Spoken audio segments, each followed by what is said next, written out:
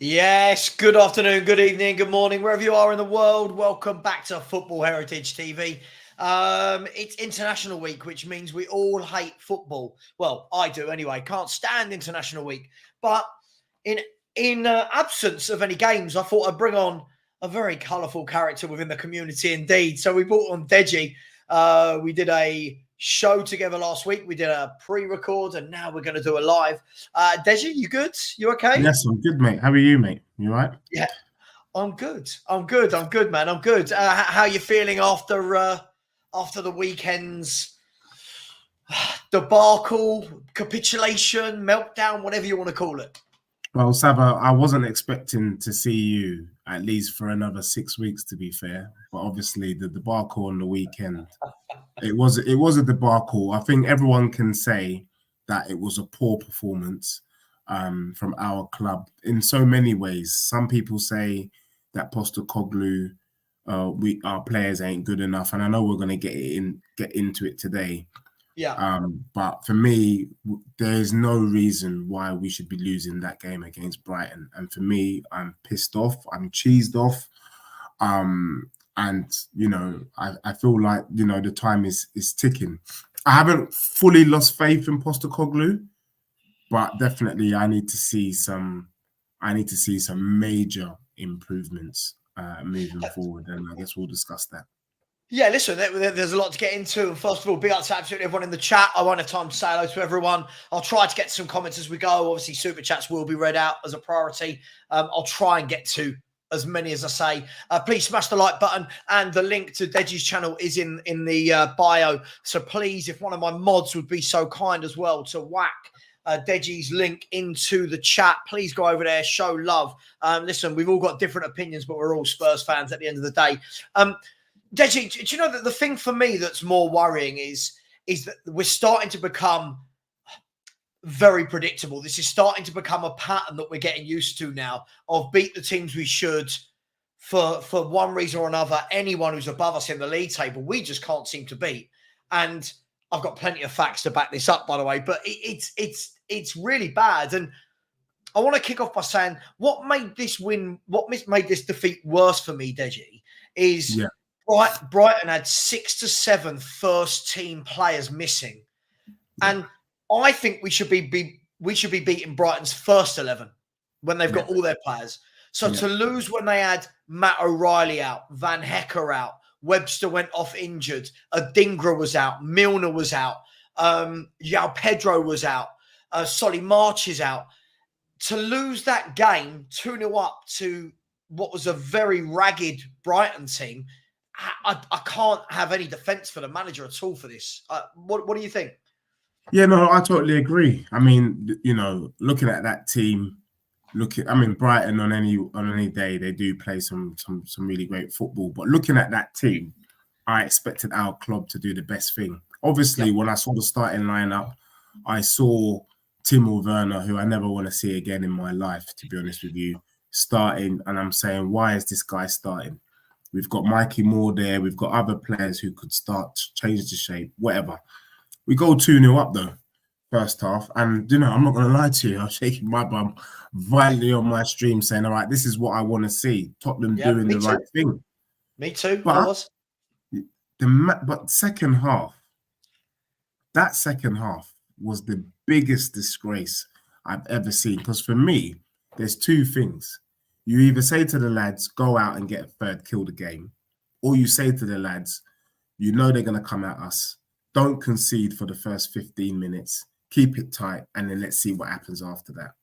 And it was clear to me, if you watch the second half again, I don't think they were given any other instruction apart from carry on doing what you do. And in carry on doing what you do, that's where we started to get unpicked. Your doggies taking risk at the back. Your doggy's getting doggied by Minty Breath. I can't understand it. Why isn't he clearing that ball? Why isn't he not concentrating? That means you've not riled them up. You've not given them the team talk, wake them up at half time to make sure they're fully concentrated. So for me, Postecoglou and his management of the second half is why we're having this conversation today, because I saw no management.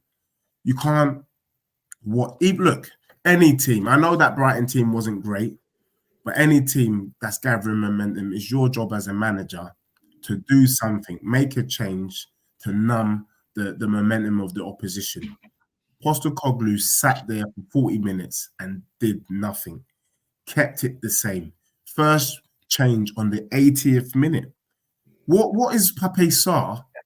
Sent defenders, defensive midfielders. What are they going to do in the 80th minute? You should be bringing on attackers to try and get an equalising goal, not keep it tight when you're losing 3-2. I mean, it just didn't make any sense. And I think Timo Werner let him down. He came out with chest in the week. Timo Werner is a great player. Look at the positions he's finding himself. Blah, blah, blah. No, Timo Werner is a great player for the opposition. My Sunday league side, to which I'm a player manager, we would be licking our lips if we saw Timo Werner as part of the opposition against us. Because I would be telling you, let him have the ball because he ain't going to do nothing. Yeah, look, I think I don't disagree with anything you've said there. Look, I was sitting there at half-time, and before the game, I actually said, I can't see that we don't win this. Everyone was watching my watch-along. Not everyone. Some people in my chat going, Savva, don't do it to yourself. Every now and then you do this, you get sucked in. I was like, no, we're going to win this one. And things have changed.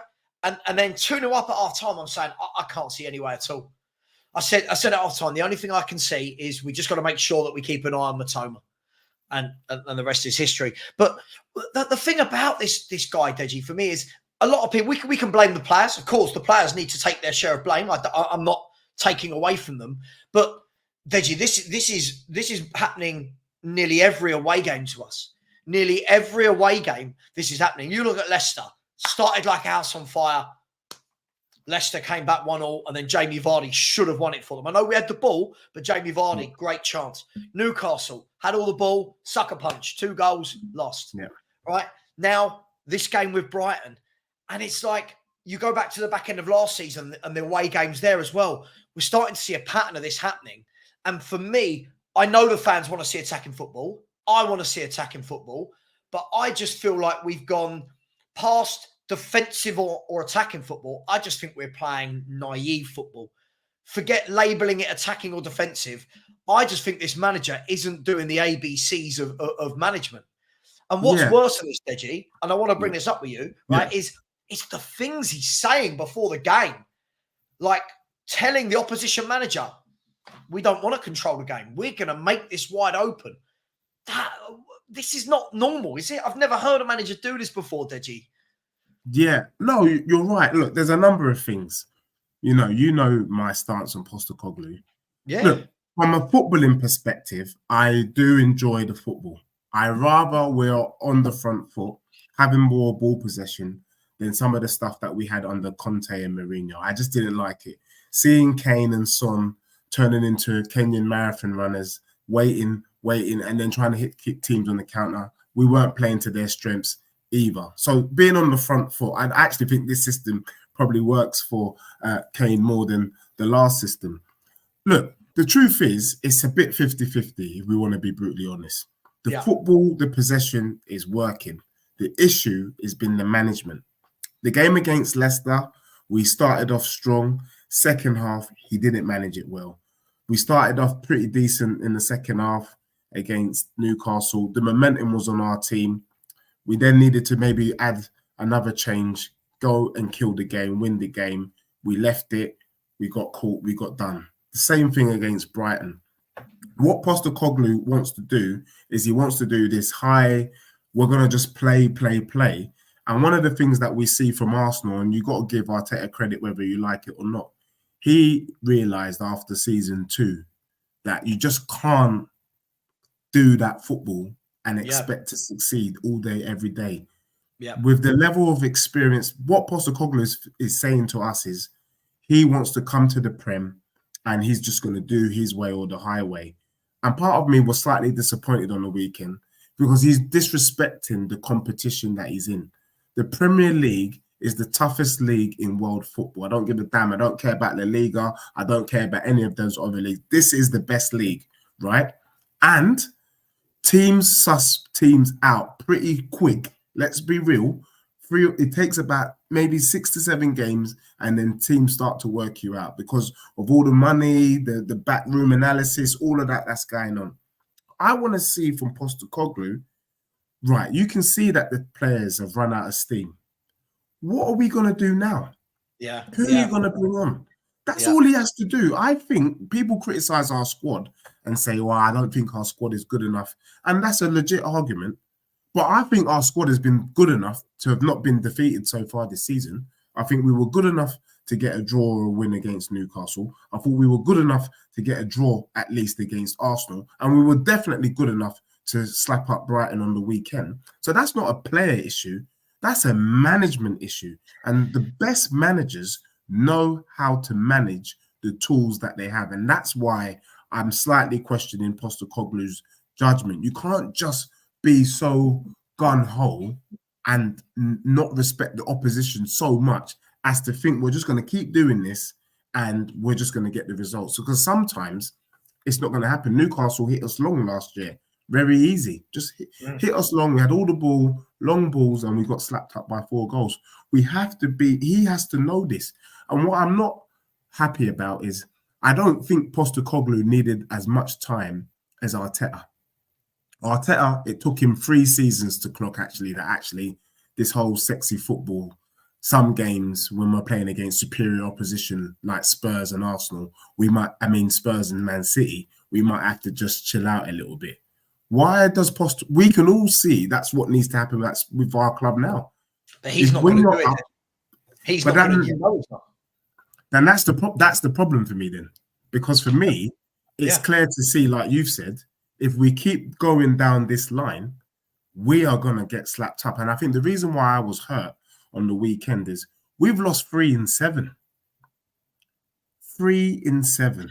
Oh, Deji, if you're coming with facts, I've got them ready for you, bro. Don't worry about that. Listen, I've got the facts. The worrying thing for me is what will happen is when we play the teams we should beat, right?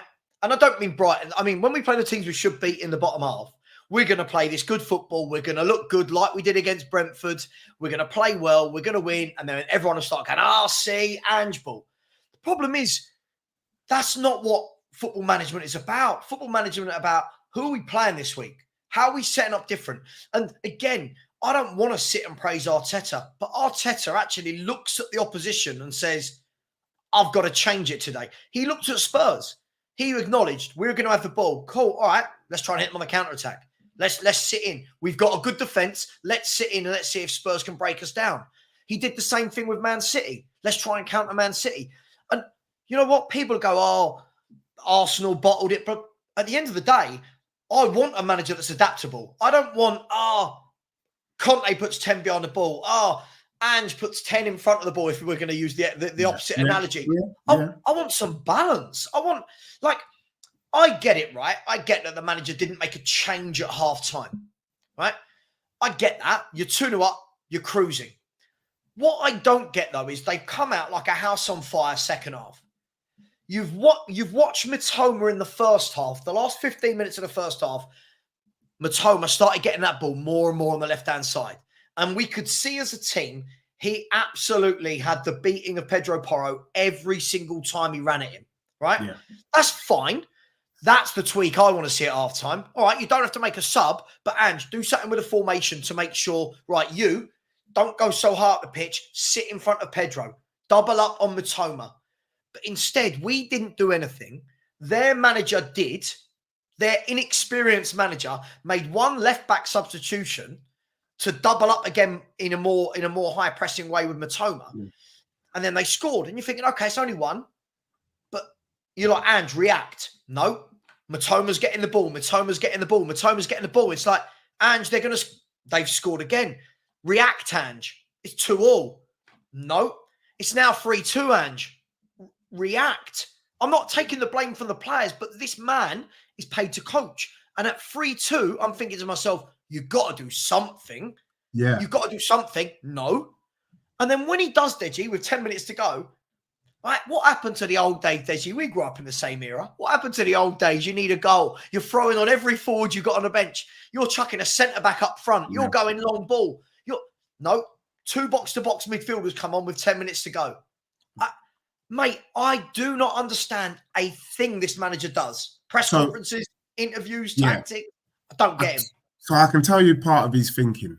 So one of the things that Postecoglou doesn't want to do is he doesn't want to be seen to be removing a player because of a mistake.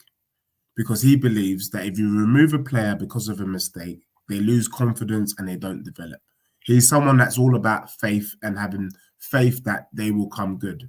Let's be real. This obsession with Timo Werner, as an example, is him having some hidden faith that this brother will come good. Maybe he might be able to rekindle some of that form that he had at Leipzig. He might not. And he's using the Brennan Johnson factor as the reason why you don't criticize a player when they're down, because actually if there's something good in there, if there's a little spark, a little diamond in there, if you just give it time. So he actually said last season, if you remember, he doesn't mind them making mistakes. He wants them to keep doing and to keep doing.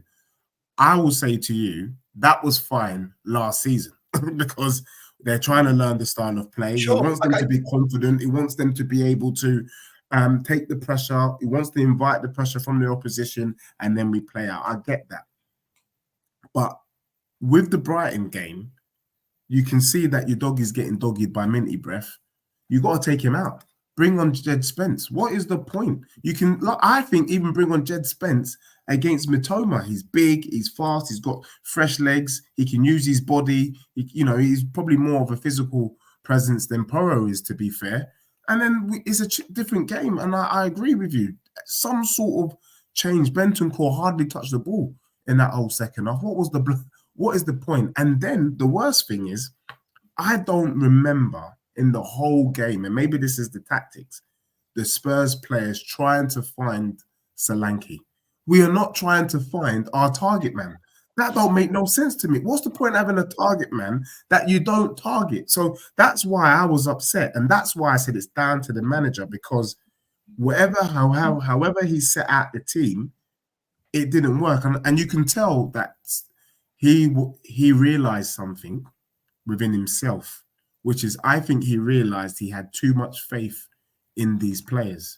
I legitimately believe he did not send those players out with the right mentality. He went in, well done, boys. You're 2-0 up. Crack on. No. Boys, you're 2-0 up. This is when you now need to be even more sharp, because if you let her go in, you know you're going to be under the cosh for the whole of that half. He didn't have that conversation. He thought they were all right. And that is the naivety that Postecoglou showed. I think he's a good manager, but he's going to need to show. Can I ask though? What I don't think he's a good manager at all. Yeah. So what are you basing? I'm happy to meet in the middle. I just want to know, based on what is he a good manager? Because for me, he has zero in-game management, like zero in-game management. And it's almost like he's saying, it's like a school game. The players just all run up front. It's like, this tactic of just leaving one in midfield and having two attacking midfielders, you can't do that against teams like Brighton. I get that, but look, Savva, look, you're a football man, and big up to everyone locked in, locked on. Everyone smash a like. Absolutely. Look, football, for a team to dominate another team is pretty tough in the Prem. Of course. He completely changed a team that was not used to having the ball to a team that dominates teams in terms of possession. So that shows he's got something. He's got some nous, because you don't go from being overly defensive to overly attacking. I mean, we're literally having numbers, and we're playing Man City and we're going toe to toe in terms of possession. Maybe not results, and I like that. I like the fact that we're having a go. I like the fact that we're having a go at Liverpool. I like the fact that we're having a go at Arsenal. So definitely there's something in the coaching. There's something there. What you're talking about, that for me is slightly different, is his in-game management. Because actually, footballing-wise, if you look at the tools that he's been given, we both agreed that actually Tottenham could have not lost a single game this season with proper in-game management. And that comes down to ego. Do you know what I said, right? Is, look, again, I think when people say things like, you see a lot of people that say things, but we don't really know what the actual end goal is. And I'll explain what I mean. When people say to me, oh, you don't want Ange. Who do you think should be coming in and winning right now then? It's like, whoa. I never said that Ange should be winning right now. My issue, and we don't know if he's going to win something. I don't think he will. But my issue is the basics. I'm talking about the basics of football. The things he says in the press are, first of all, damn right ridiculous. Like absolutely ridiculous talk. Then when you go into a game, yeah, no team can keep this tempo for 90 minutes. We're seeing it so much, yet he does the same thing for 90 minutes. He doesn't realise when a danger man is hurting us, double up on them, right? He doesn't realise, we're being overrun in midfield this second half. Let's put on a couple more bodies. He doesn't realise that until the 80th minute. It's all of these things where I look at him and I say, what is Ange good for? Like, if he was the guy, and I had this chat with Sean, Spurs Talk Show, right? I had this chat with Sean maybe about a year ago. And we said at the time, and I was actually I was Ange in when he joined. A lot of people, do you remember, were like, oh, what's we doing? This bloke from Celtic. I was one of them. No, fair enough. And I said, look, do you know what? This is a breath of fresh air. I like this. But as always, and as I always say, what my mum taught me, the proof of the pudding is in the eating. And what we saw was when it was going well, the first 10 games, everything's lovely. That's not the mark of a manager. That's not the mark of Pep Guardiola and Klopp. The mark of them wasn't when their teams are on 15, 20 game winning runs. The mark for them is when they're losing in massive games, when they've lost 2 or 3 games, and how do they change their tactics? That's the mark of a top manager for me. And unfortunately, since that day, we all know the game, Chelsea 4-1 at home. Was it Chelsea 4-1 at home? Yeah. Since that day, I've seen nothing from a management perspective that makes me think, yeah, there's something about this guy. And I'm going to show you some stats for that time period, which just go to show how bad we have been. I keep hearing we're improving. I keep hearing give him time, but we're going like that. Here we go. Have a look at this. Yeah. Now, this is what I wrote on the bio of this show. He's lost 8 in his last 14 Premier League games. That is what I expect of a Sheffield United or a Burnley or Leicester City or Ipswich Town. 8 in 14, and we have fans that are arrogant enough to think we're going to win a title. Right? This is our worst start to a season in 17 years. 17. That is massive. He's got a better squad than most of those managers had as well. 4 away wins in the last 18 away games. Again, I expect that of a team fighting relegation. That is absolutely diabolical. 50 points from the last 105. 50 from the last 105. That's crap. Back-to-back defeats, Newcastle, Chelsea, Arsenal, Brighton, is showing that we're not competitive with these teams, and nearly 400 million spent. Now, my sentence at the bottom, Deji, is what I want to talk to you about. You talk about all these stats as well, but for me, every manager that goes into a club gets a new manager bounce, right? Now, some managers, it's a game, right? Some managers, it's 5 games. Now, don't get me wrong. Ange had the mother of all manager bounces, right? 10 games, 8 wins, 2 draws. Since those 10 games, Deji, I think he is living off those 10 games. And I don't know what he's done to get such a backing from fans. I think he is, to coin, I don't know if the person is in the chat, but someone messaged me the other day and said, Savva, this manager is tactically bankrupt. Which I thought, looking at all those stats, Deji, what can we say? Like, yeah, look, the stats aren't good. However, I will say this, just from a footballing perspective, and I'll say it again. You know, you got to look at Newcastle last season. We went to St. James's Park and we got bullied. You know, we got bullied on the pitch, off the pitch. It was a disgrace. We went to St. James's Park this season, and I would say we bullied Newcastle. Yes, we didn't get the result. Everyone keeps telling me you didn't get the result. I look at the football. I look at the football first. And the football, whether we like it or not, the football has improved in terms of the other stats, the transitions, possession, defensively, how much we concede in attacks, apart from the Brighton game. Generally speaking, you would say that the players we're more in control of matches. What has killed us has been lapses in concentration that we haven't seen other teams do.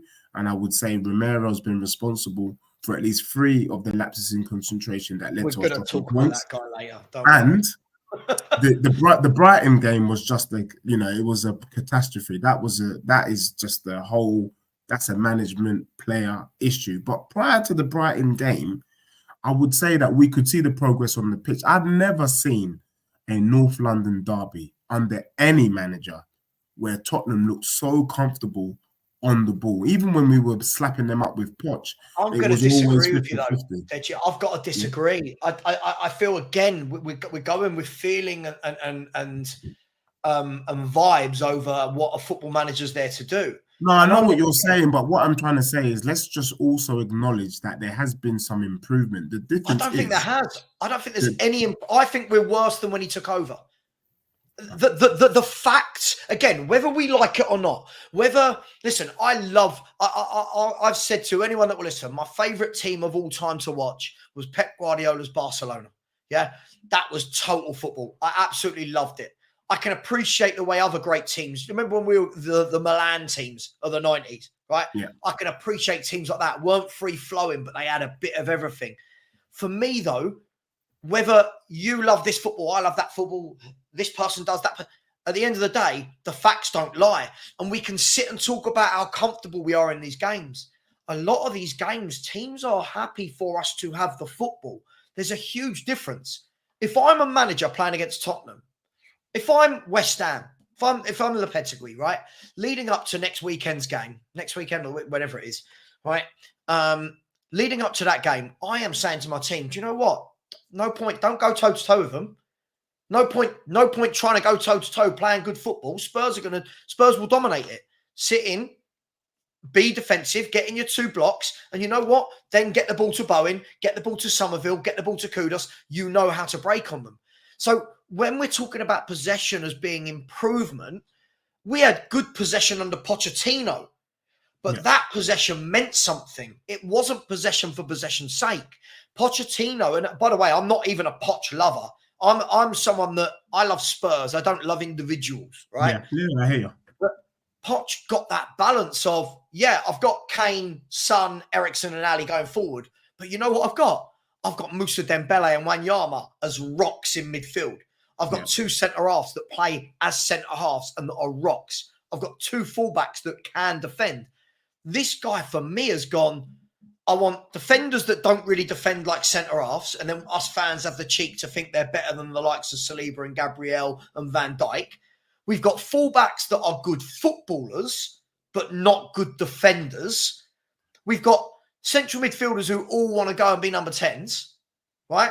And then you leave Bentancur exposed. And again, that will work, Deji. Again, it's going to work against the Brentfords. It's going to work against the shit Man United. It's going to work against Ferencvaros. It's going to work against Karabakh.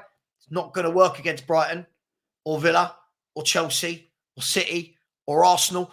These clubs and their managers are too intelligent to work it out. So I respect your opinion that we're improving. Yeah, no, I respect your opinion. Don't tell you we're improving. Yeah, no, they tell you we're getting worse. Yeah, look, no one can argue with facts. Facts are facts. What I will say, though, is that when you're looking at, so a lot of Arsenal fans probably in the chat, they hate it when I do this. I make these comparisons with Arsenal, and I say, if it's good enough for you, it's good enough for me. This guy's going to hate you. And the thing is, under season 2 at Arsenal finished 8th.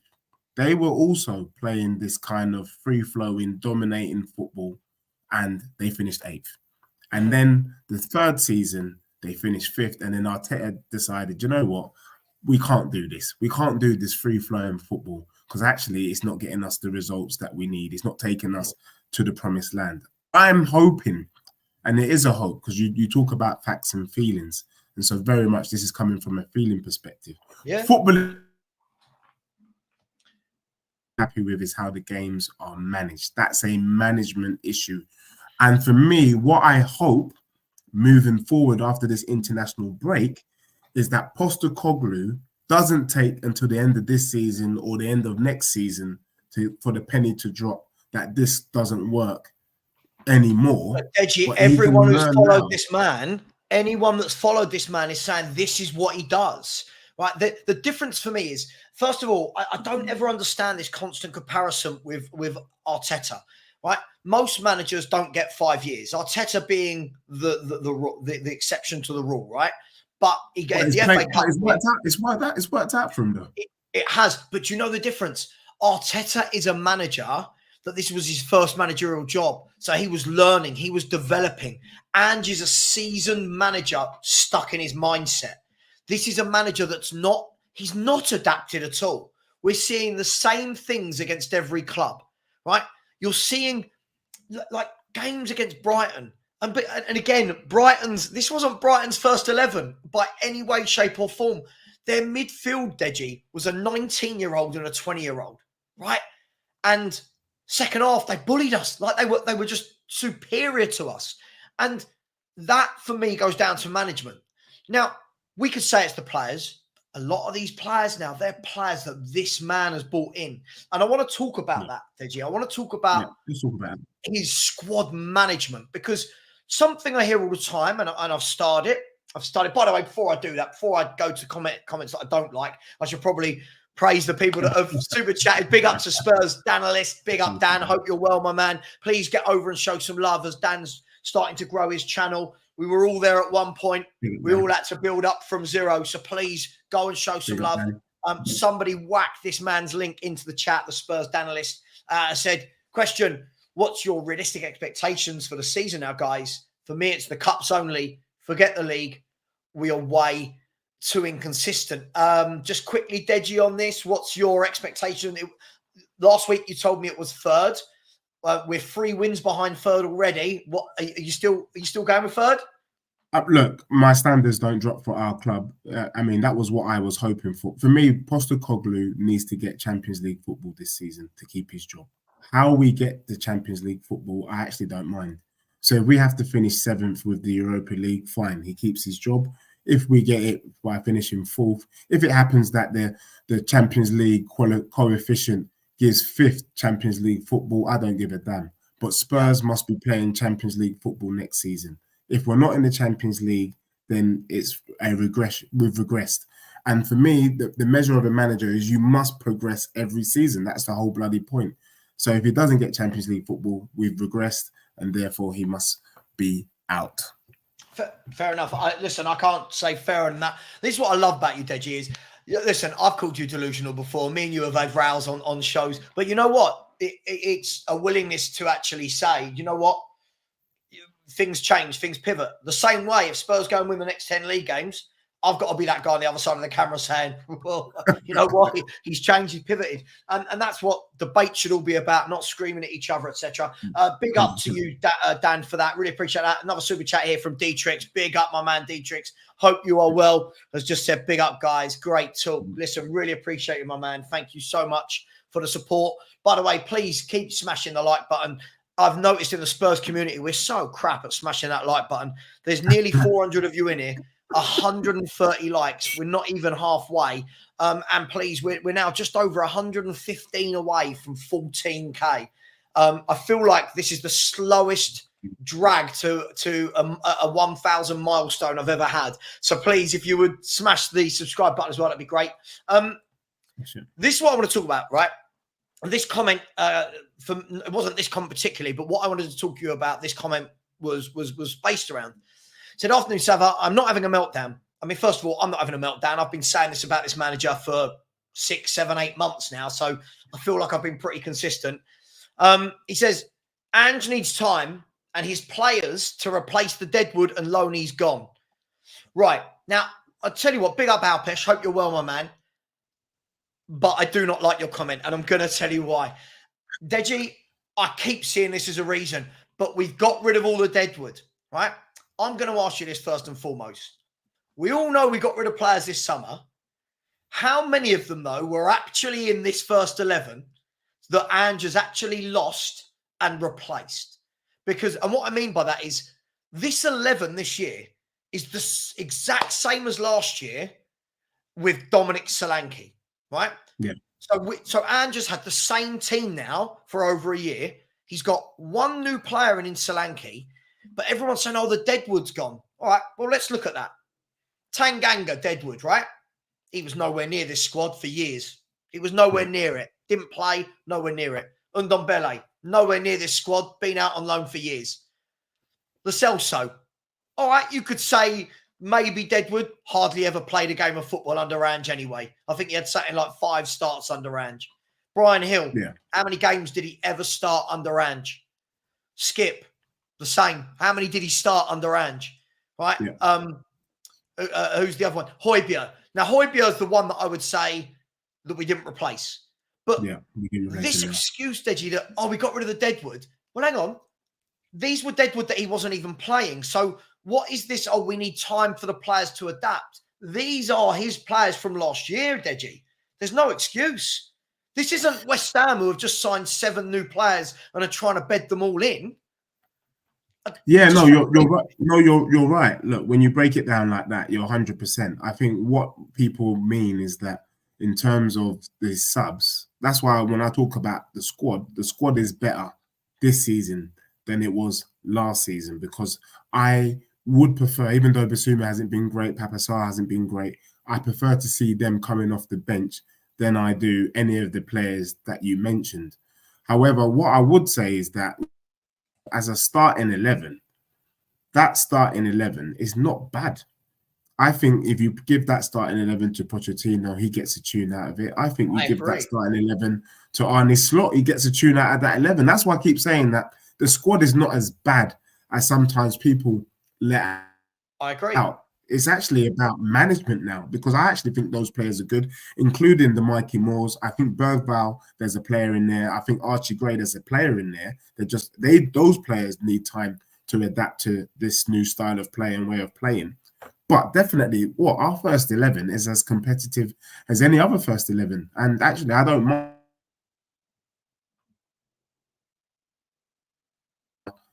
potentially, a Pap Sarr, these types of players on the bench. That's not bad. That's not too bad, with the young ones. That's, you've that's seen never been my issue. Listen, do I think we've got a deep squad? No. Do I think we've got a good first 11? I think it's good. Yeah. I think it shouldn't have had the last year it's had in form, right? And I'm going to put this in perspective, right? And this is a question to everyone, right? If we're saying, look, none were his signings. Okay, if we're saying, if we're saying that none of Ange's signings are his signings, right? Don't praise him for Van der Ven. Don't praise him for John. You can't have it both ways, right? Not you specifically, but when I see this, you're not telling me the manager's been given all of these players and he didn't sign off on any of. I'm not having it. I'm sorry. No Premier League football club works like that. There might be 1 or 2 that come in for club projects, etc., but there is no way that none of them are his signings. This is crazy talk. That's just an excuse to let him off the hook and blame Levy, and I do blame Levy for a lot. But look, as I was saying, Deji, I think the 11's good. I don't think it's as good as some make out. I do think that it's mismatched, i.e., he's trying to play wing backs at fullback, and that will work against the teams when we dominate. The games where we're in a game like we were against Brighton, you see Adogi and Porro got ripped new ones. Honestly, Matoma and Minte need to let Adogi and Porro out their pockets. They bullied them in that game in terms of taking them on. And you're going to get that if you don't play fullbacks, right? Yeah. The same with the Romero-Van der Ven partnership. I keep the praise that's heaped on those two. I don't think it's a good partnership. I think individually they've both got their strengths.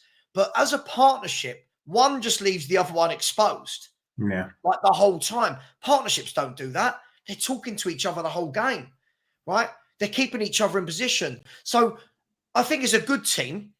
But Deji, let's be fair. This guy's gone and let all those players go.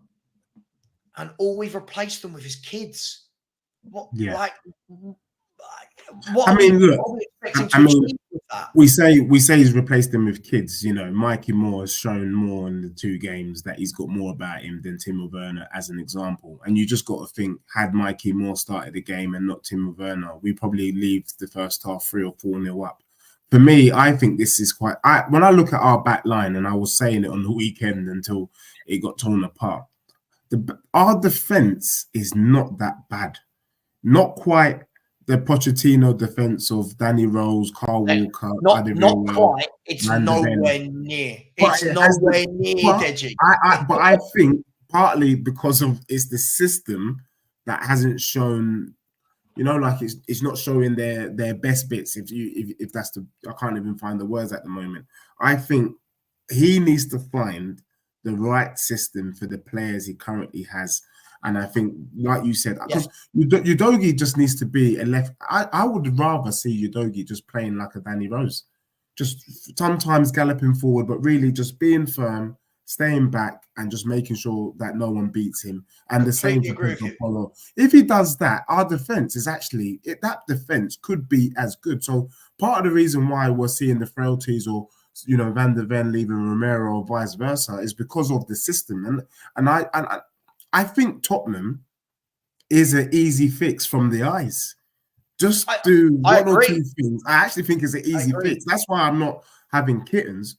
The real question is whether Postecoglou is prepared to make. And the real answer is no. He's not. Look, we know that, right? Look, Deji, I agree with you. For me, I agree with you, but with a different slant. And what I mean is, I look at this squad, and it is so perfectly set up to play wing backs. It's unreal. Yeah. It is absolutely perfectly set up. You've got 3 centre-halves who are all different. You've got one who's absolutely quick and rapid, who loves bringing the ball out from the back. You've got Dragashin, who is a traditional centre-half, right? He doesn't want to play the high line. He wants to be in the 18-yard box. He wants the fight. He wants the battle, and he wants to head the ball. And then you've got Romero, the one who wants to step into midfield. He wants to go and nick the ball. He likes a bit of a battle as well. Then you've got Porro and Udogie, who are wing-backs. They absolutely are wing-backs, not full-backs. You then stick 2 in front of them, Basuma and Bentancur, Maddison in the hole, right? And then you've got Son and Solanke, or Solanke and Johnson. You've got options, right? You've now got options. But he's not playing any of these players to their strengths. Look at case in point. Look at Solanke. Solanke's joined Spurs. I don't ever see the bloke up front. Now, I'm not blaming him. That's a tactical thing. But we've signed a centre forward who's what, 6? I don't know how tall he is, 6'3" maybe? 6'4", he's a big lad, right? I never see him in the box.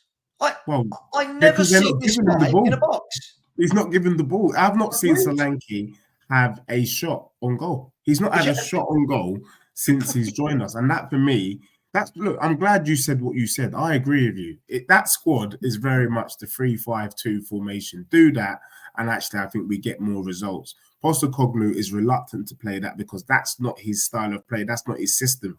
Remember, Conte, that is the one thing they laud Conte. Conte wasn't playing 3-5-2 when he went to Chelsea.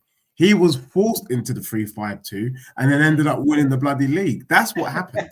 Do you get what I'm saying? And actually, but he's adaptable. He adapted. Right? He adapted in the moment. And I think that's where my frustration is. My frustration with Postecoglou is, if I just want to see him try something, like what you said. If he did what you just described in terms of the formation and the personnel, I don't think you would be as, I don't like this manager. You'd be saying things like, you know what, he's trying something here. He's trying things. I don't mind people trying. For me, there's something about giving managers an opportunity to do something. One of the things I was praising Postecoglou for in the Brighton game was he learned from last year. Brennan Johnson didn't want it against Igor, who ended up coming on as a centre-back. But if you noticed, Timo Werner was out wide, and our wide man was Kulusevski, because Brennan Johnson was playing the Kulusevski role. He was playing more the 8 than bloody Kulusevski. Now, it didn't work, but for a period in that first half, I was like, oh, that's interesting. That's a change. That's an adaptation that I don't think anyone saw coming. I didn't see it coming. But Pape Sarr, Basuma, but all it needed on the weekend was a Basuma coming in, or a Dragashin who just needs to kick Matoma in his ankle, let him know he's in for a fight. Job done. And that's what I said. I called out Postecoglou, and I've said this, Savva, just so you know. people have asked me, what would you want to see from Postecoglou? And I said that he needs to win the next 10 games. And people are laughing at me and saying that's unrealistic. But if he's truly the manager that I think he is, we have to be setting challenges. We need to be setting standards. It's not acceptable. Deji, he's been put on this pedestal. He's been put on a pedestal before he's done anything. And now a lot of those people who put him on this pedestal, you see it every game. They're like, oh, you don't know Ange. Ange is great. And I'm like, cool, but I need some evidence. Because at the moment, all the evidence doesn't point to that. Daniel Harris, by the way, sorry, just quickly, bro. I wasn't saying Solanke's been bad. I didn't say that. If you listen, I didn't say he's been bad. What I said was we're the only club that buys a centre forward for 65 million. He's about 6'3". We don't put any balls to him in the box. Now, someone else has said, Savva, he scored all his goals from the 6-yard box. I think you're missing the point. I'm talking about strikers who you watch Haaland. Haaland is always in that box causing havoc. He is always in that box stretching the defenders, playing on the last man's shoulder. Solanke's dropping so deep that, again, all of this talk we had last year about needing a proper out-and-out striker, we're not putting this guy in there. And yeah, Gary, he scored all his goals from the 6-yard box, but all of his goals have, if I'm right, all of his goals have been goalkeeper parrying, him being there to tap in. They're not proper shots, not proper shots on goal. Deji, I'm not knocking that. That's an art. That's a good art for a striker to have. But I want to see a striker who's getting the ball 20 yards out and unleashing a shot. I want to see a striker that's trying to wriggle his way in the box and get a shot away. But listen, I just want to thank you to everyone that's liked so far. We're now just under 200 likes. We should be on 300, but hey, I'm a Spurs fan. I'll get what I can take. The ghost of Brian Hill is in here. A fair play. Brian Hill gone to Girona, playing week in, week out. He's now back in the Spain squad. Fair play to him. He's doing some good things over there. Deji. Yeah. Man United, right? This is relevant, by the way. This is relevant to Spurs. Man United are in complete meltdown, right? Yeah.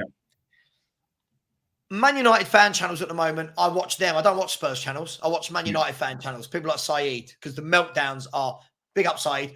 They're sensational. Him, Goldbridge, rants. I love it, right? Right. They're in absolute meltdown about their manager, right?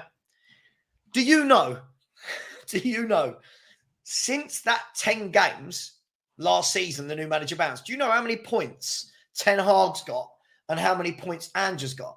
And bearing in mind, half our fan base think that our guy's a genius and going to win the league, and 90% of their fan base cannot believe that Ineos have not sacked this man.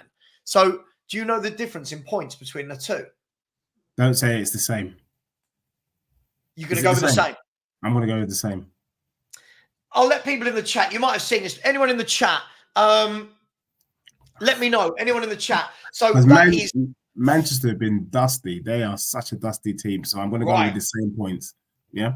Here we go, right? So Manchester are dusty. Anyone in the chat, right? This is 35 Premier League games. So we're literally talking an entire season of football, give or take 3 games. Well, not give or take, 3 games. Good maths, Savva.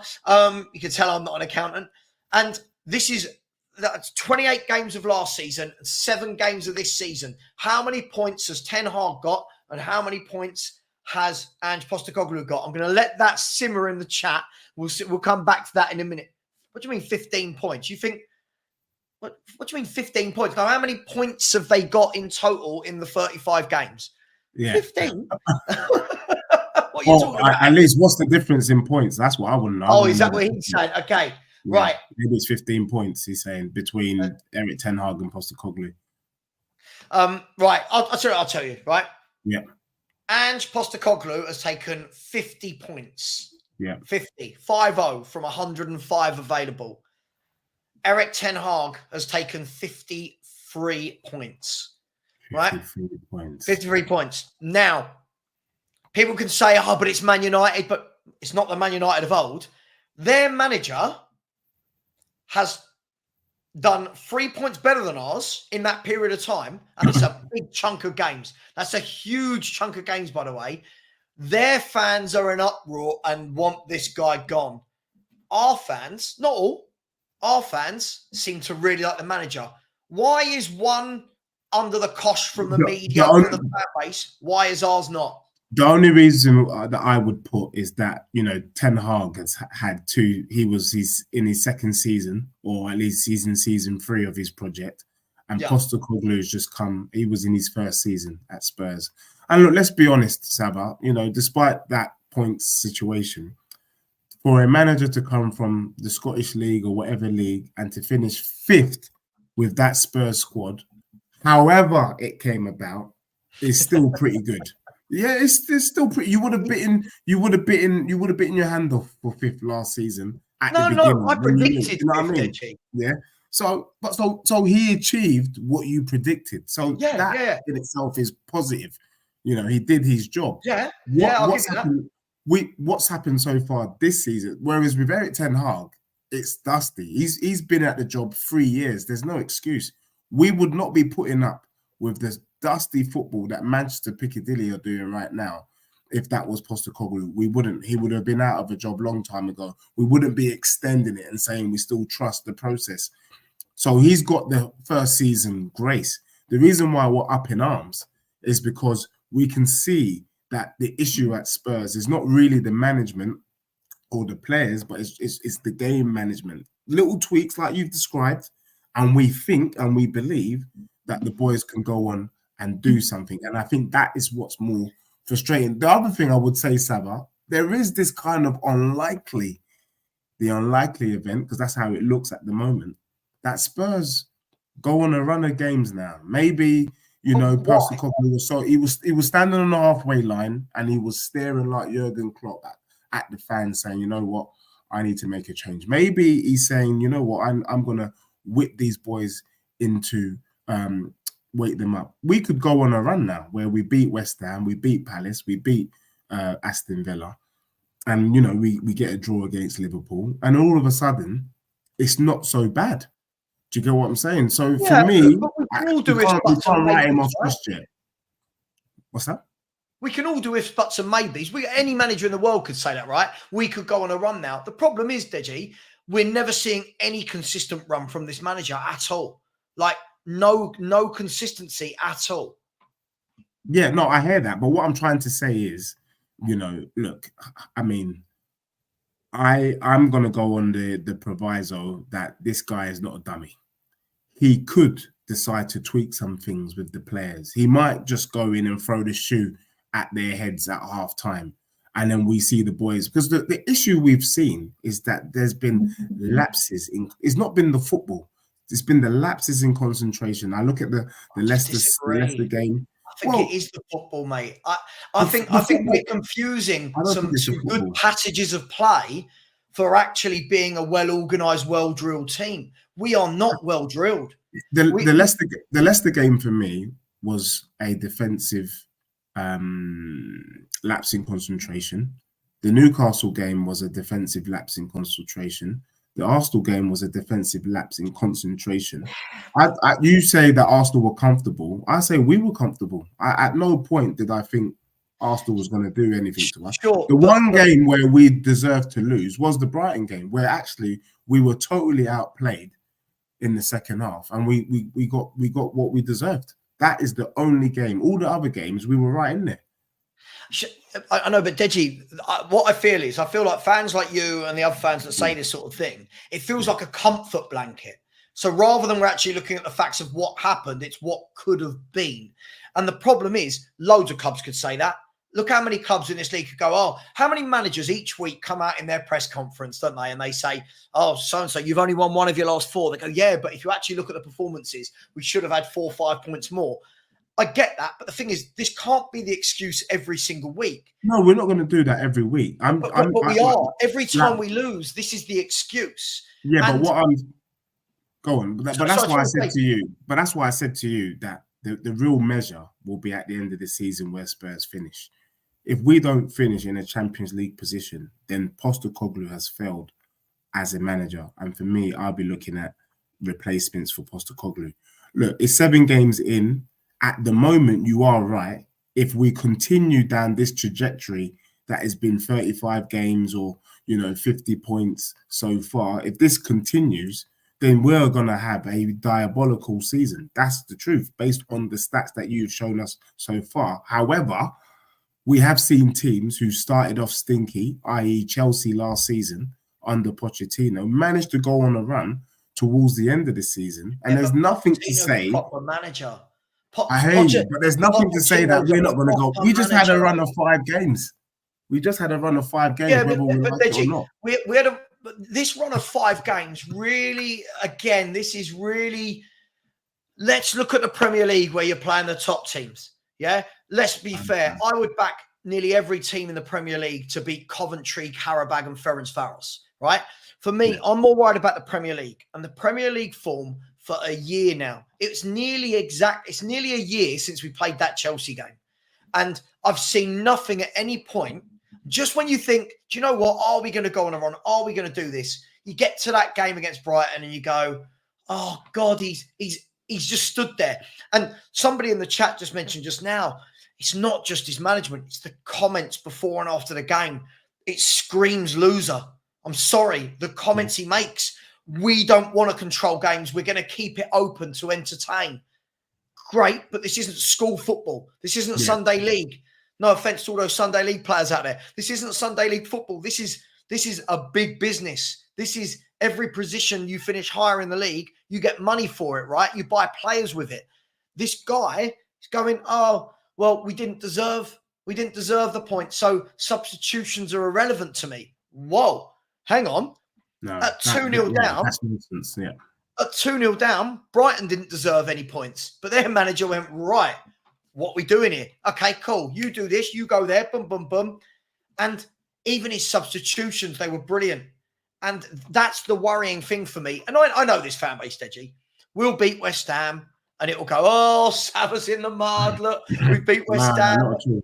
But the worrying thing for me in all of this, right, is in that time, Ange had a lot of money. By the way, it's funny, Ange and Ten Hag in that time, by the way, they've spent £5 million difference. We've actually spent £5 million more than Man United. But they've both spent something like 352 million or 348 million, something like that. And they're both doing really poorly. And for me, the difference is you've got one manager. You watch Man U. I don't know what their style of players, right? I have no idea what Man U are as a football team. I watch us, and we're just the complete opposite. Everyone knows our style to the point where it's to our detriment. Where it's the point where you look at Pep, right? Throughout his career, Pep will chop and change and rotate players, and he will do what's best for a certain game. And Ange just the same thing. Every game the same thing, and fans love it. Every game the same thing. This guy, for me, I'm still saying it is one of the worst managers I've seen in the Spurs dugout. And the facts and the stats are proving me very, very right at the moment. It's not. Yeah, again, it's not a minor setback, Jacob. This is a year.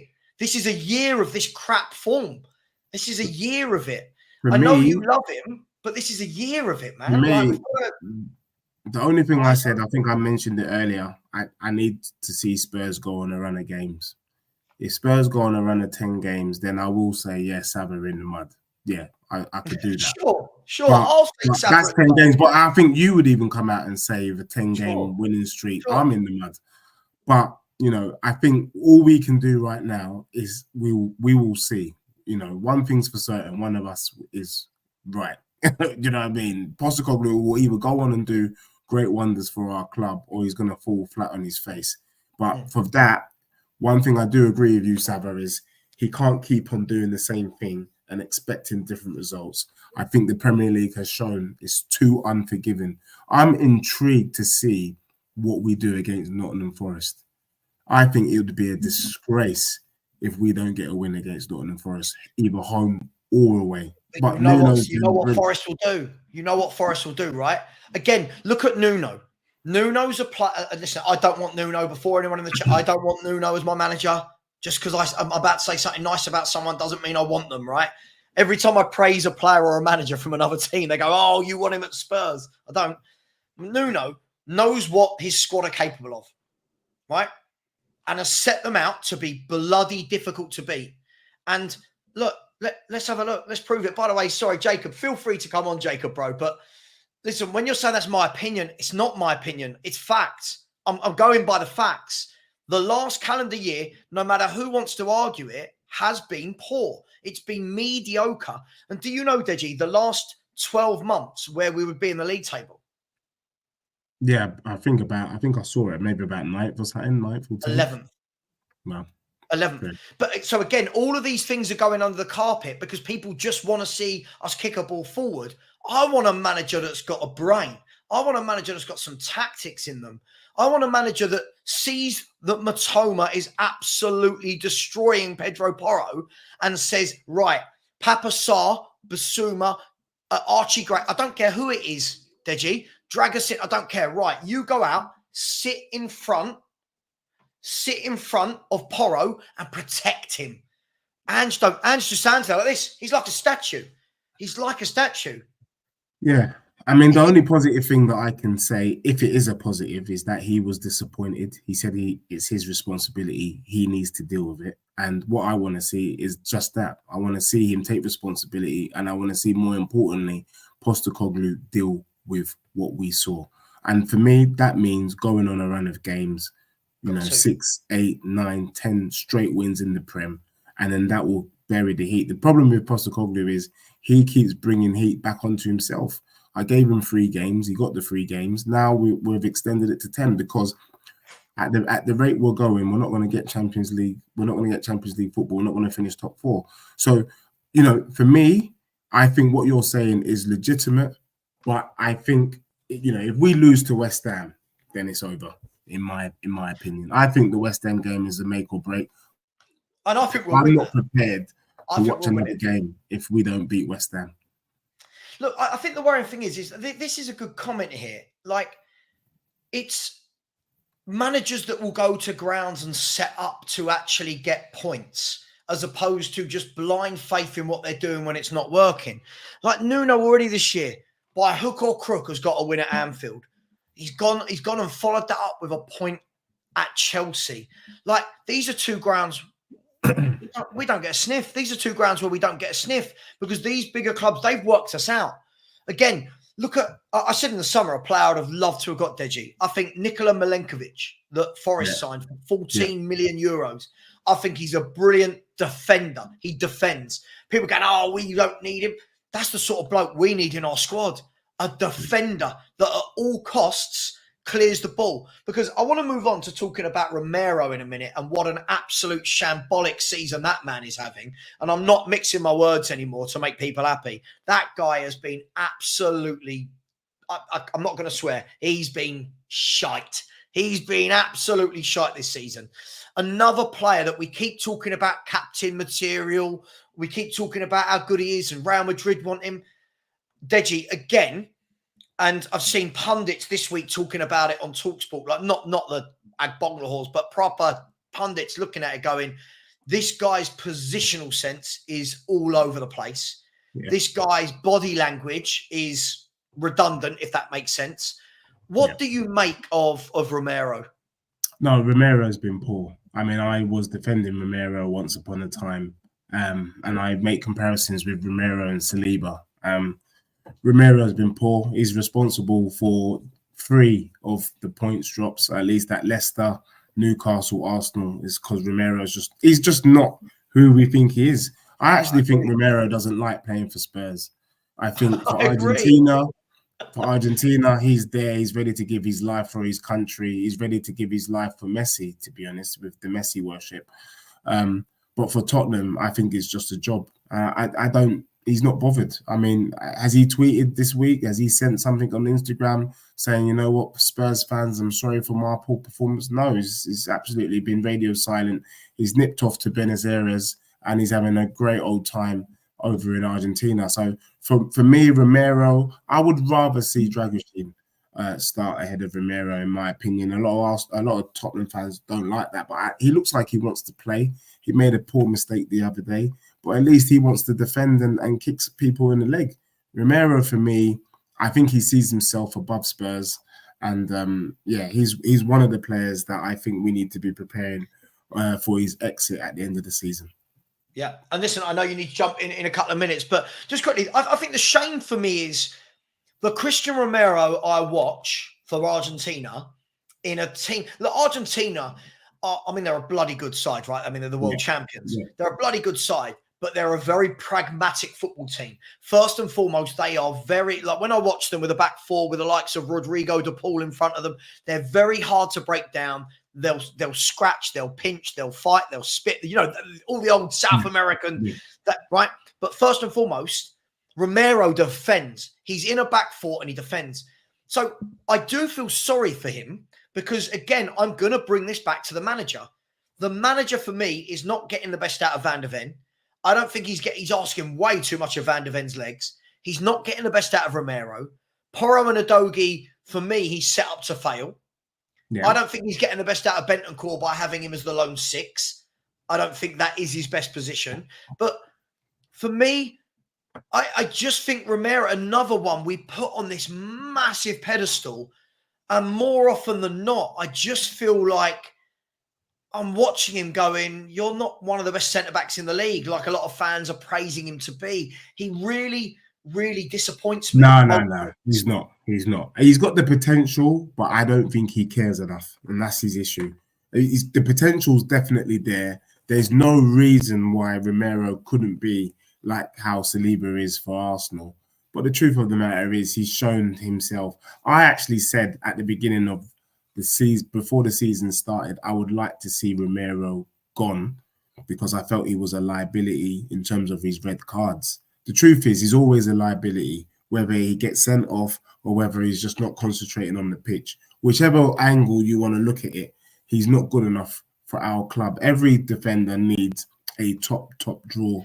Van de Ven should not be coming in and being our best defender at the back. That doesn't make no, in terms of centre backs, that doesn't make no sense. Agreed. Yeah. And he's by far the best centre back we've got. Listen, just really quickly, I know you've got 1 minute left. Let me just ask you this. Listen, I'm not going to sit here and say that I think Radu Dragusin's the greatest centre half I've ever seen. I think he's had a very off and on start in a Tottenham shirt. But I've said to anyone that will listen, if I'm Radu Dragusin, I'm going to my agent, Deji, right now, and I'm saying, I've been here nearly a year. I never get 2 games in a row. Like, and for me, this is where when people go, no, you can't. I don't even think it's dropping Romero. I think it's a case of there's nothing wrong with saying, do you know what? You weren't great last game. Right, Radu, come in, home game, West Ham, put him in there. Our fans lose their mind and go, oh, you can't drop. What's the point of having another centre-back at the club? I agree. I said it after the Arsenal game that I want him dropped and I want to see Dragusin come in. And then unfortunately, Dragusin got bloody sent off in that Carabao game. But for me, look, moving forward, that's what competition is supposed to be about. There shouldn't be any player that's undroppable. And Dragusin, for me, I would love to see him have a run of games. I saw enough I've seen Romero make 3 mistakes that have cost Spurs wins or draws this season. So yeah, he definitely deserves a run of games, and he should be given that opportunity. How else is this though? Like, I mean, if we're going to say a bloke that comes in, doesn't get any football, makes a mistake, that's it. But the players who play week in, week out can just make mistake after mistake. Let me ask this person, the hitman, right? The hitman, I like that. Dragusin had his chance and he's messed it. Okay, so are we sitting here saying now that all of the mistakes the back four made this week against Leicester, so have they messed it up? So doesn't he deserve a chance to come in and see what he can do? But Deji, listen, I know you need to go. I'm so sorry for keeping you. No, thank you. It's been a pleasure, mate. I'm going to stick about for a little bit, guys and girls, but listen, please go and subscribe. I'm going to put Deji's link in the chat right now. Please, Deji, what's the next target for your channel? Where are we at? 3,000 is the next target, actually. 3,000. Look, and you're not a million miles off it. Guys, girls, look how many of you are in the chat, right? Deji is, listen, always happy to jump on other people's shows. He supports absolutely everybody else.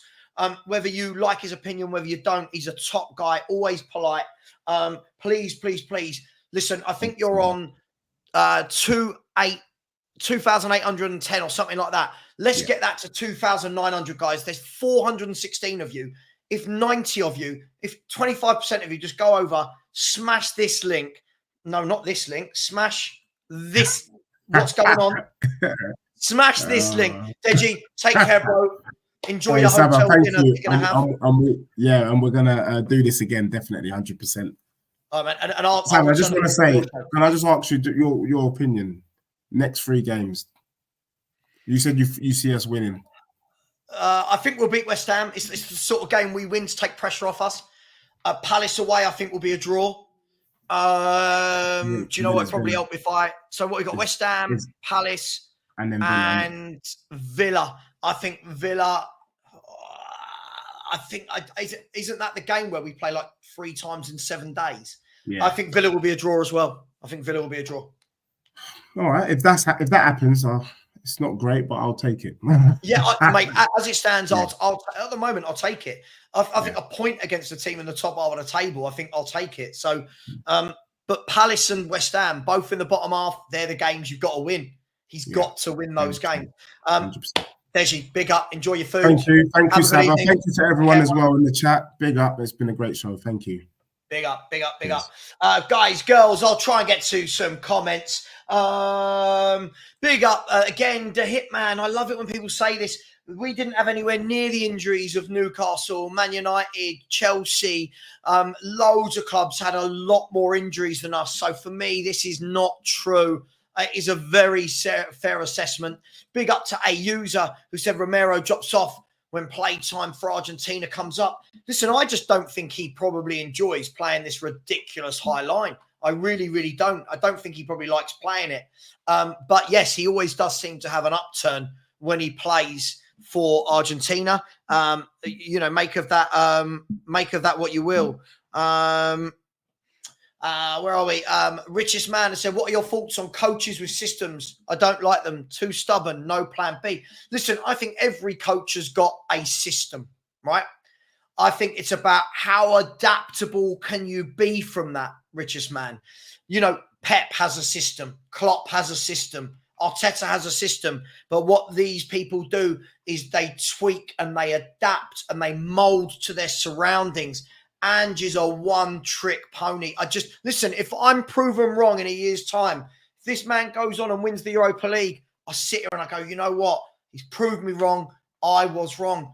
I just can't see it. I just think that we're so easy to get at. And Karabag should have scored a number of goals against us. Ferencvaros should have. Coventry should have. You know what? They just didn't have the quality. The moment a team did, Brighton, they did. And I think that's the difference. Big up, sub to Deji, guys and girls. Yeah, it's listen, this YouTube game is really really tough, people. And everyone's out there just trying to do their own thing, right? Where are we? Dragusin will get his chance again. Well, when? Like, what do we? He doesn't seem to be getting any games. Guys, I'm going to ask this question about Dragusin, right, in the chat. If you are him, are you sitting there right now thinking, yeah, I can see when I'm getting a game? Or are you sitting there thinking to yourself, why have I moved to Tottenham Hotspur? Let me know what you think. I'll be really interested to know. Jordan has said that West Ham have the quality to beat us. Big up richest man, by the way, for the super chat. Listen, I know what I would do if I was West Ham. But West Ham, look, if we look at them, where are we? Oh, FootMob. Why has that gone there? Oh, hang on. Where are we? Where's the league table? Here we go. West Ham, if we look at them, slightly improved. The last 4 games, they've only lost 1. And that was 3-0 to Chelsea. Drew with Fulham away. Drew with Brentford away. Not easy games. And then beat Ipswich at home. I don't know. Should we be beating West Ham? I think we should. But you just don't know. No, I don't think I will, but I'm happy to admit if I am. And I think that's the thing, right? Right, so here we go. Kev G is thinking, yeah, why have I moved? Mello saying, yeah, alone is a good option. And again, this brings around the problem, right, that we don't have centre-backs. This manager didn't want to buy centre-backs again this summer, right, and then let Ashley Phillips go out on loan. And I feel we've put ourselves in between a rock and a hard place with a centre-back that needs to be playing football, that needs to be playing football and needs to go out on loan, but we can't let him go because we don't have any centre-halves. Look, for me, guys, I'm just not sure about this manager at all. I don't know what his level is. I don't think his level is Tottenham Hotspur in any way, shape or form. I think a lot of these people are trying to be real hipsters. Yeah, Ange. based on no evidence at all. Nothing has improved factually. On the eye, at times, we play some nice stuff. We also look an absolute shambolic mess like the second half against Brighton at times as well. So for me, I'm just not sold on him. I'm so sorry. I know people want me to be. I know lots of people come in and saying I've got an agenda. I don't have an agenda. I didn't like Conte either. Like, it's not an agenda. Conte's a top manager. I just didn't like his style. I just want a normal manager. I want a normal manager that's got balance. Daryl, big up, bro. I said, kudos, Bowen, Antonio versus this defence. Take their chances. They win. I mean, West Ham have got danger on the attack, on the counter-attack, right? Kudos, Bowen, Antonio, Somerville. They've got danger. For me, and again, I think corners are one to watch in that game. They've got some big players. When you look at the likes of Todibo and Kilman and Souček and Alvarez and Antonio, they've got some power in there as well. So I think this is going to be an interesting game. I do think we should win it. Knowing our luck, though, a couple of our players will probably return from international duty with injuries. Big up, Billy. Billy, this is what makes me laugh. 5 wins, yes, against poor teams, Billy. Again, every time we play a good team, he loses. It's getting really embarrassing. People like you don't meet in the middle. You can't accept that he's not doing well. I've never known excuses for a manager like this. I've never known it. I don't know if this is all the new Tottenham fans, people who don't know the club's history, but this is mad. I think you should give Ange the chance to learn. Mate, this isn't a Sunday League club. What do you mean, the chance to learn and grow? This is the Premier League. This isn't conference football. This isn't Sunday League football. Oh, come in, mate. Yeah, just learn. Just learn for a little bit. What are we doing here? Oh, my God. Tony, absolutely has said, Ronnie Delia, Neil Lennon, McCoy, Gerard, would any of you hipsters want the likes of these in charge? No, Ange gets all the love. Do you know what? It's the same people that when Brendan Rodgers was touted as being our manager before Ange Postecoglou, how many? No, don't want him. He's crap. It's like, well, he's at Celtic. Why not? Matoma was having his way on the right because Porro is not positionally a good fullback and he's probably not even a fullback. The problem is, the Hitman, again, you can't actually, even when something bad happens, you can't turn around and see it. Agreed completely. He was absolutely shocking. By the way, Sky Sports are right outside Tottenham's training ground right now. Is anyone watching? I've got the sound off. I have no idea why they're at the Spurs training ground. I can't imagine it's anything good. Probably Spurs training there, England training there or something. But Ansav really wants me to read this out. I said, why is no one talking about the new Ange team selection? Kudo and Madison in the middle leaves so many gaps. Do you know what, Ansav? I praise him and berate him for this tactical tweak. This works for me against the lesser teams. As soon as you get pressed like Brighton did in that second half, this doesn't work because whatever we think, Madison and Kulusevski are not natural central midfielders. They're attacking midfielders. When the going gets tough and you're starting to get a little bit overrun, that is where you need 2 central midfielders minimum. Angus has said, Mavropanos as well. Yeah, whoever, Mavropanos, Kilman, Todibo. How have they got more centre-halves than us? They've got another one as well that escapes my mind. Completely. Aguerd, is it? Aguerd? I just don't get how bad. So much of Spurs just stinks, doesn't it? It really, really, really does. Kuva in the chat. Here he is. The love of my life. So pick up Savva. Easy 7-3 win on the cards next. Not sure to which side yet, though. You never know. Oh, God, you never, ever know. No, Alf, the point that person was making was saying that loads of people seem to want Ange Postecoglou because it's kind of hipster. But would they want the previous Celtic managers that were there, like Neil Lennon, Brendan Rodgers, Ronnie Delia? That was the point he was making. Alan says, I now want us to lose. That's sad, but now I am indifferent to this circus. Look, I never want us to lose, but I do think we're becoming a little bit of a meme. I think that, as I said, 2 back-to-back defeats to Brighton, back-to-back defeats to Arsenal, back-to-back defeats to Chelsea, back-to-back defeats against Newcastle. It's almost like these teams are enjoying playing us now. Look, it is what it is. Mello, can't wait to play you again. It's a Chelsea fan. Listen, I would love to coach against Ange. I think most managers would, given that they've got enough players with quality. I think they'd love to play against Ange. The number of chances we give up is just really silly. And Sav, I think we would all love a Pender at Spurs. I think that's a top player.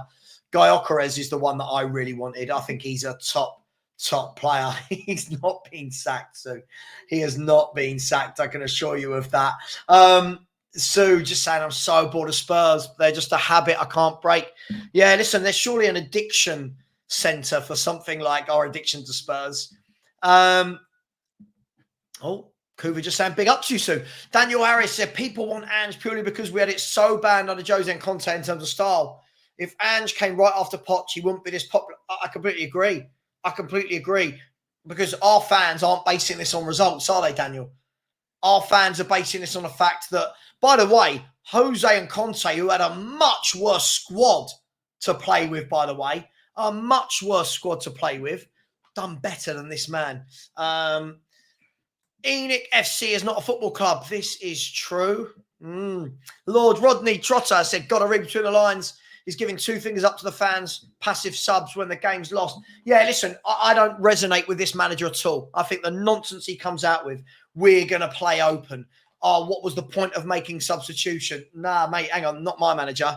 No. I want a real man in charge of my club. I want a real manager. I want a proper manager, not a Mickey Mouse. Listen, I've called this guy a PE teacher before. Listen, I'm sticking with my original prediction. Yeah, 7th was my prediction. I am going to stick with that. If he gets sick, fair play. Can I see him getting higher than that? I don't think so. I think too many of the better teams will pick us off. Savva, why do rival fans care so much about we play? I don't know what that means, Angus. What do you mean?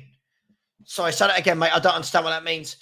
Mello said, what do you think the breaking point will be to sack? I don't know. Half the fan base loves him. It's madness.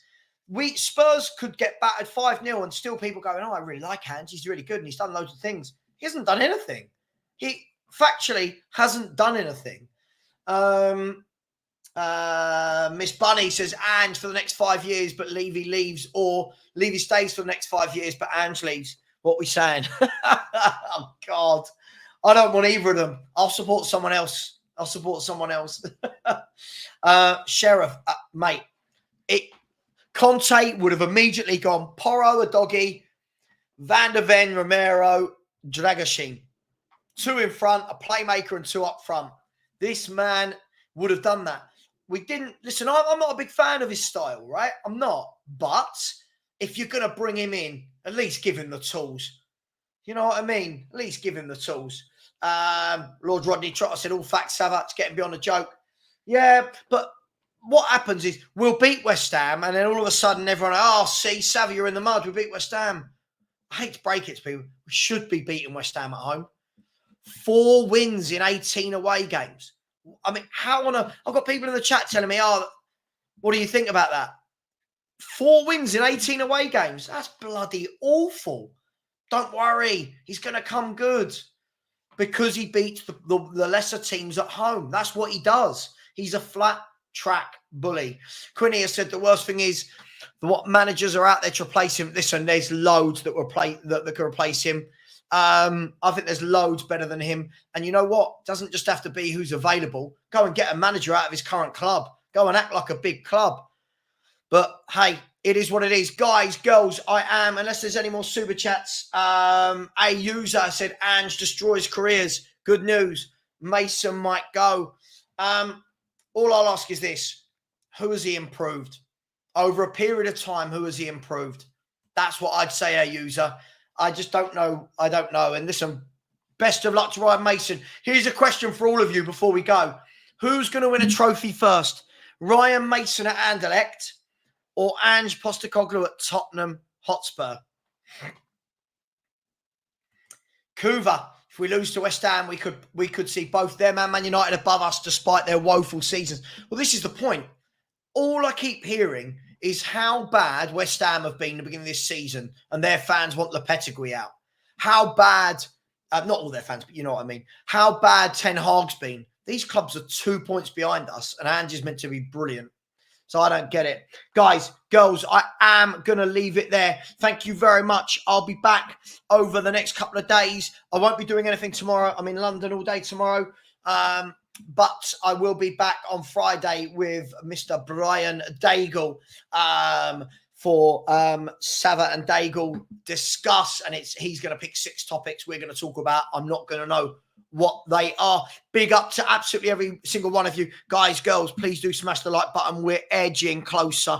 We're now only, 112 away from 14K. So please smash that button. Thank you for everyone that liked. Thank you for all the super chats. Thank you for all your comments. Thank you to Deji for coming on. Really appreciate you all. Take care, everyone. And as always, come on, you Spurs.